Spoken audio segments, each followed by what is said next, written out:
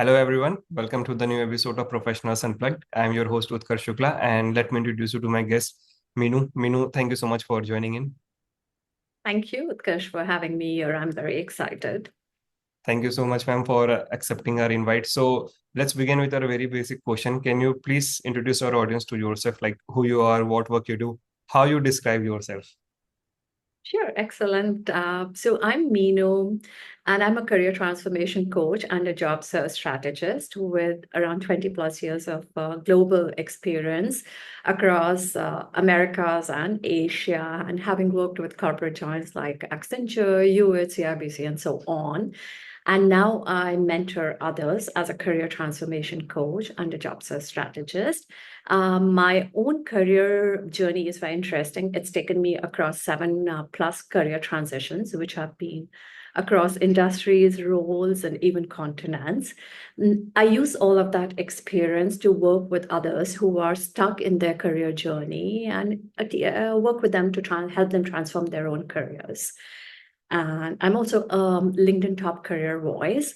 And I have my mentees connect the dots between what they've done and what they want to do, and then teach them the art of being able to tell their story with authenticity and selectively. And this is basically for mid and senior level professionals across the world, right? So it's Americas, Asia, and Europe as well now. And basically, I work on career clarity, career strategy, career growth, and career transformation. That's really amazing. And this word I kept hearing from you, career transition coach, right? I'm not pretty much familiar with this term. So if you can just enlighten us on the same, like what role does you bear with that title, and what are the different responsibilities, what are the people you are helping with?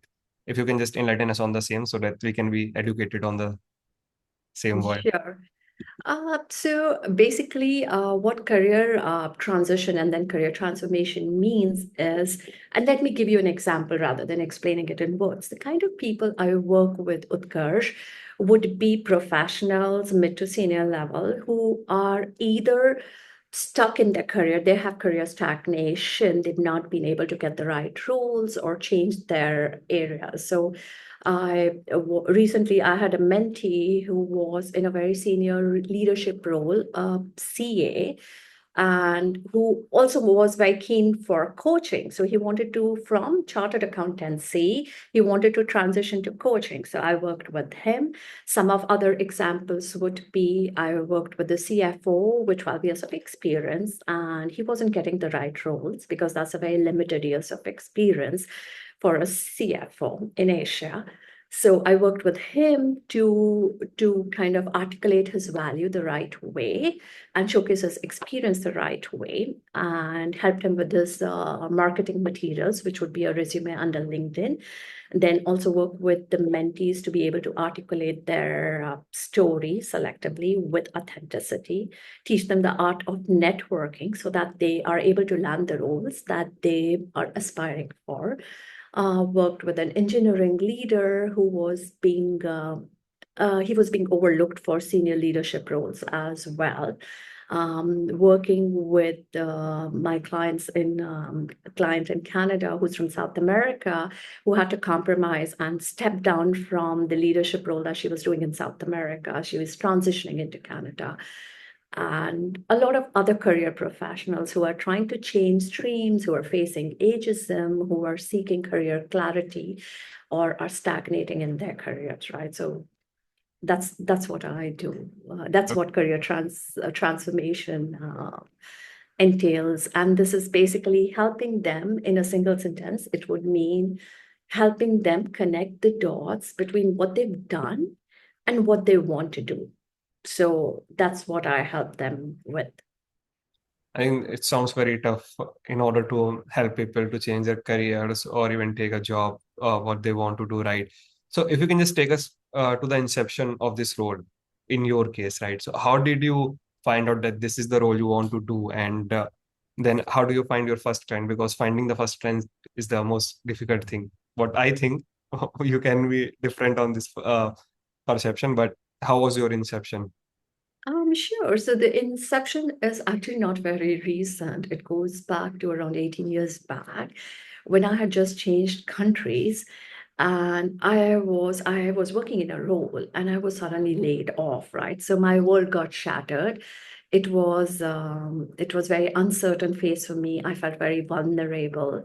And that's the time I decided that I will reinvent myself from ground up and build a career in a new country. Now, when I was doing that, Utkarsh, I realized that there's no role models. There's no, and career transitions are usually long. They take time, right? Because so there's no role models, and it's a very, very tough journey, right? So not only it taught me perseverance and resilience, but it also gave me empathy for people who are struggling through career change. And in terms of my own career journey, I've done multiple hats, right? So I started my career as a banker and moved on to be a business consultant with the second largest bank in North America. Worked as a human resources leader, worked as a global talent acquisition leader, have also been an entrepreneur twice, starting my own businesses. So throughout this journey, if I look back, I've always been helping family, friends, someone who would approach to me, right? But it wasn't as a profession. And post COVID, right? So post COVID, when I moved out of Accenture, right? And I was thinking now I want to add value. So my career should also have my passion in it. And I was thinking what I want to do. That's the time I started by writing on LinkedIn, got active on LinkedIn, and I'm also very passionate about LinkedIn marketing, right? So this was something that over the next few months, I realized, yes, that this puts together all my passions, right? So this is something I enjoy doing, and I'm extremely passionate about it, right? So that's how it came together, Utkarsh. That, And then that's it grew from there. that's really interesting to know. And how difficult was it for you to start the, like, you are a co-founder as well, right? For one of the farms that you have. So how difficult it was to set up those things? Um, I think when I look back, it wasn't difficult because I now bring my passion to work, right? So this is something I enjoy. It doesn't feel like work at all, right? So anywhere I travel quite a bit, anywhere I am, I'm always multitasking and I'm doing this and I'm always engaged with my clients, which are across the world, right? So it doesn't seem work because I bring my passion to work. And that's what I want my mentees to do, right? That's my goal. I want to empower individuals that they bring their passion to work. They find I want to equip them with the right skills so that they are able to look for the right careers where they bring passion to work. Yeah, so basically you are dealing with different kinds of people, and while dealing with different kinds of people, like one solution can't work for other person as well, right? So how do you deal in such situation, or what's your mindset when you are dealing with different people on a regular basis, and how it is affecting you as well, or does it affect you? Oh, very interesting question, Utkarsh, right? So I think people across the world, right? My mentees are across the world from different geographies. Yes, sometimes there's cultural differences. But apart from that, Utkarsh, I think that my main job starts by removing misconceptions. A lot of people have this misconception that job skills and job search skills are the same thing, and they're not the same thing. So looking for a job is very different from having the skills to do a job, right? So it entails a very different skill set.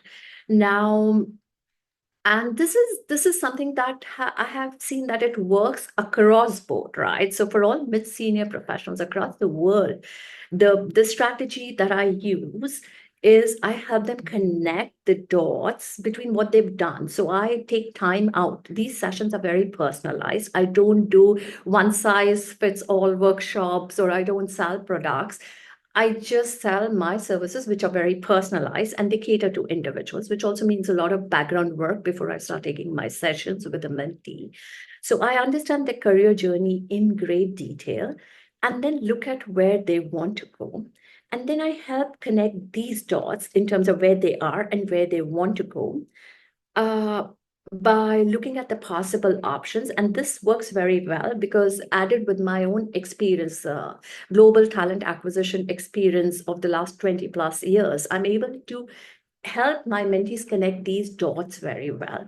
So this is a precursor to helping the mentees prepare the marketing materials they need, which is a resume and a LinkedIn. So once I hear their entire career journey, we look at what are the possible roles and possible options for these mentees. And then we work backwards. We reverse engineer the process. Then we work on the marketing materials, which is the resume and the LinkedIn, and also something that I really enjoy doing and which is very hard for a lot of job seekers is helping articulate their value, which is their unique selling proposition, and then helping them quantify it.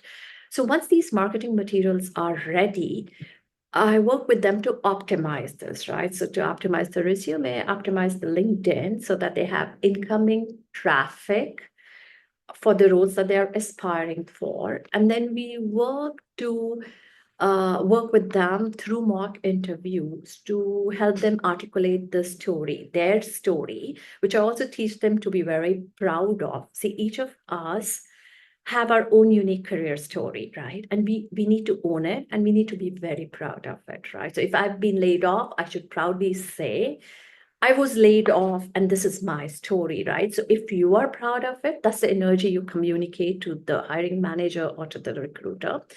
So they learn the art of being able to communicate their story selectively with authenticity. Then they learn the art of looking for roles which are not published on LinkedIn and elsewhere. So we use a lot of LinkedIn analytics. We also use a lot of other tools to look for roles which are not published. Plus, I'm doing very well on LinkedIn in terms of I have a great following, and I'm very well connected to a lot of global talent acquisition leaders because that's an area that I've been into. So I have a very wide network, which helps in this case. And then I work with my mentees to work with them on a specific networking strategic strategy so that they can look for the right roles.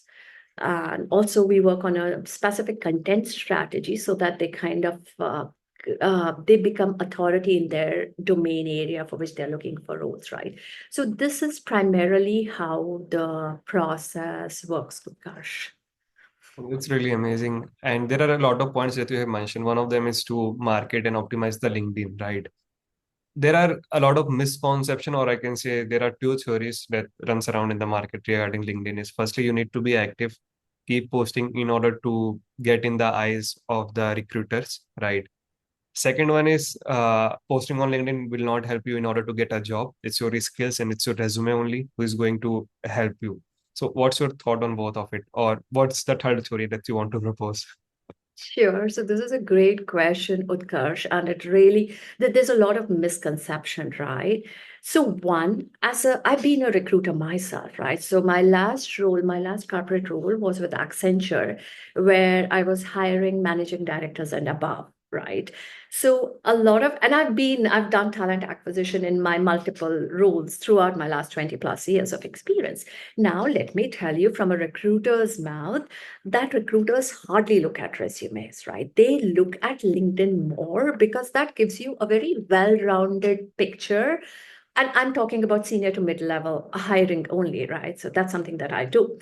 So we look at LinkedIn because that gives a 360-degree view of individuals, Utkarsh, right? So it's not that we don't look at resumes, but we prefer to look at LinkedIn and then we also look through resumes, right? So that's one part. Now, in terms of the misconception about posting to come in the sight of recruiters, I don't think recruiters anywhere in the world have time and energy and the inclination to look at what people are posting unless they're doing a leadership role and they're kind of going in depth, right? So don't post to get in the eyes of a recruiter. They will never do that. And I think I should also clear a misconception and another misconception at this stage. Now, when people are interviewing in interviews, they also believe that they start talking about their life story, whether it's a resume, whether it's a LinkedIn. It should not work like that. See, a recruiter is very focused. He or she has a job description in his or her hand, and his role is to fill that role. He or she is not interested in your entire career journey, and then they will hear it. and they will figure out how you fit the role. It is your job as a candidate to give them a ready-made answer in terms of how they fit, how you fit the role, right? And when we optimize the LinkedIn and look at the LinkedIn analytics, Utkarsh, that's the job, right? You want to come up in as many LinkedIn searches, LinkedIn recruiter searches as possible. And for that, I use LinkedIn analytics quite a bit because it gives a lot of information.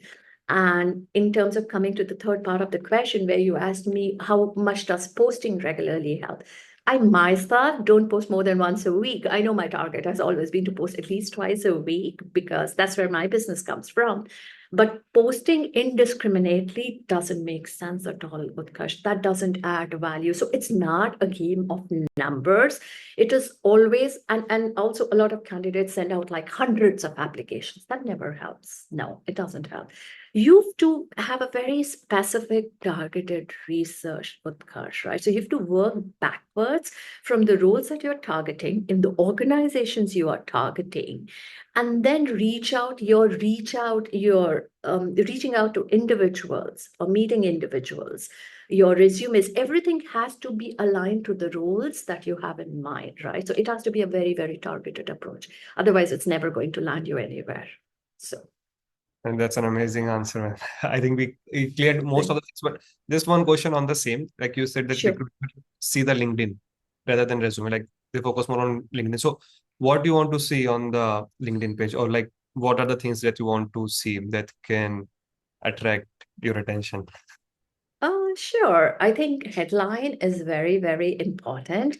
And I'm always telling my mentees there's this like background picture, which is like premium real estate. And a lot of individuals don't just put a picture right there, right? So you use that premium real estate, which is the background picture. Your profile picture also gives a lot away, right? So ensure it's not too casual, it's professional, and you're looking in front and smiling, the basics to do's. Your headline is extremely important. It also has to be very relevant to the role that you are targeting, right? So saying a coding ninja or something like that is not going to take you anywhere. The keywords, even for resumes, for LinkedIn, keywords are very important, right? So the right words have to be there, Utkarsh, right? In the headline, your experiences also should have a lot of your experience. Your about us is very important. It tells what you do. It has to be in first person. There should be no typos. Please use rich media files wherever you can in terms of your hearts, in terms of your experiences. Add as many relevant hard skills as possible. In the LinkedIn, my suggestion is don't put in a lot of soft skills because you're going to be interviewed for them anyways, right? And when when recruiters use LinkedIn for scouting for candidates, they're using hard skills to scout for you. So ensure that your experiences, your about us, your headline have all the relevant words for which you're looking the roles out for, right? So ensure you have that. Also, endorsements become very important. So because all of this add to bring your profile up in recruiter searches, Utkarsh, right? And that is why I use LinkedIn analytics quite a bit, right? So that's how we kind of keep ourselves on track and realize how much more needs to be done, because that tells us how many recruiters are looking at your profile, and that's valid for LinkedIn Premium members only. So I think these are very helpful insights for everyone who's going to watch, and especially for me as well. If I want to go for any role, now I know how to optimize the LinkedIn, how to have about us, or how to have the headline of your LinkedIn in order to absolutely. get into the eyes of a recruiter, right? So thank you so much for these insights. I think this will be very helpful for all of us, right? Now, Pleasure's the mine, next- Utkarsh. thank you so much. Coming to the next part, if you had a great experience, like over 20 years, right? So if I ask you like what advice you like to give to the young ones from any field, what it will be from all your experience. Yeah, so I would say, Utkarsh, never, I have tons of advice, but I think the most important I would say is that own your career. You are the CEO of your own career journey. So own it, sit in the driver's seat, never compare yourself to the peers who were at the same educational institute or alma mater. Your journey is your own it, be proud to share it, right? You pass that same energy to others. Don't expect your career track to be a straight line. Build, on the contrary, try to build a career portfolio, as Charles Handy said, right? So build a career portfolio. Don't expect it to be a straight line, because life happens and sometimes you don't have a choice to either break the journey. And don't see those breaks in journey as obstacles, but see them as stepping stones, right? So embrace each setback as an opportunity for growth. It's really amazing and pretty much what you say resonated well. We can easily resonate with what you have said. So thank you so much for this. And coming from advice, I can also ask you the challenges. So what were the biggest challenges that you think you have faced till now and how you have overcome it? Uh, I think my biggest challenges would have been I transitioned my career 7+ times, right? So I'm a coach who has actually walked the talk, right? So I talk from my own experience and my own journey. I think adapting to new roles, which were completely different from what I had done in the past, and to new sectors while moving geographies, I think that part was a challenge. And so I had to establish credibility. I had to rebuild networks and also kind of establish my value in unfamiliar settings, right? So, yeah, so that's, and being laid off when I was relatively new in the country I'd moved in was, I think, one of my greatest personal and professional challenge at that point of time. I've been laid off twice. I'm very proud to say that. So don't shy away, right? Because life happens, right? That's the norm, right? And what that journey has taught me has been resilience and reinvention, right? So now these are the qualities that I help my clients with in their own career journeys. These are really great, I can say. And once you change your career, sometimes it's just a question. Like sometimes people think you might not get the same pay that you are getting on that particular role, or you might not be that much great, or you might not be that much skilled, like the role that you are already playing. And if you're going through a transition, these thoughts comes to our mind, right? And these are very natural. So how you have overcome that, or how you help your client to overcome those? It can Sure. be your strategy if you want to share. So again, Utkarsh, there's no one size fits all approach here, right?